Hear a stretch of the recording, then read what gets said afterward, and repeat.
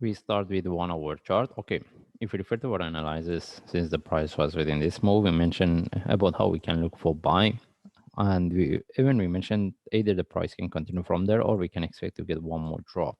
Okay, as we can see, there is not much changes. The only things we get the corrective move. The only things is when the price come to this, we get the sharp move, but there was no continuation, and I want to see how we can look at this, how we can trade it.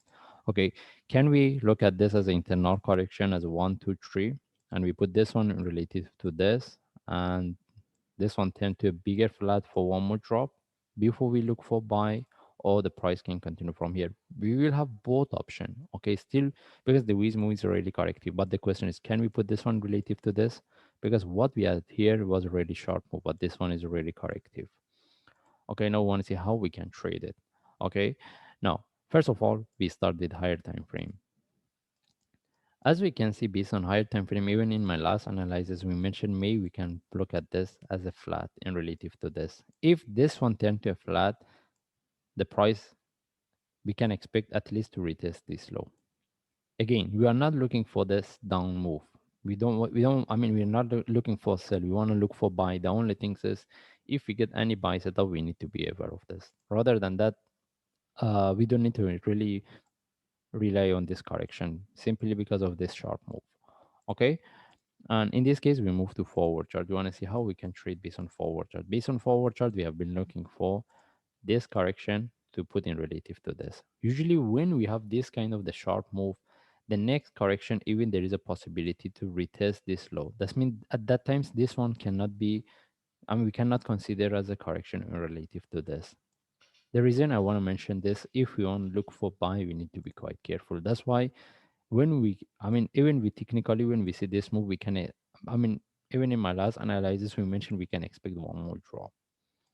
Okay, and even if we get one more drop, as long as the price haven't broke 0.054, we can put this one in relative to this. We can expect the reversal. But if there is a continuation, the price could take this low.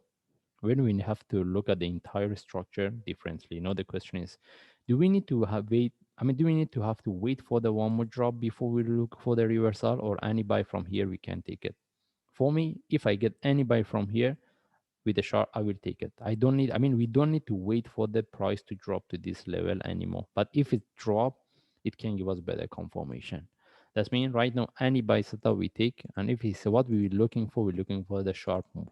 I mean, the next move, we want to be quite sharp. If it's a corrective, we don't stay with the trade. Okay. Right now, we're looking for buy. If we get any trade setup, we take it. And again, the best option is if we get the price break this one, because we can confirm this correction is finished, but it doesn't mean we have to wait.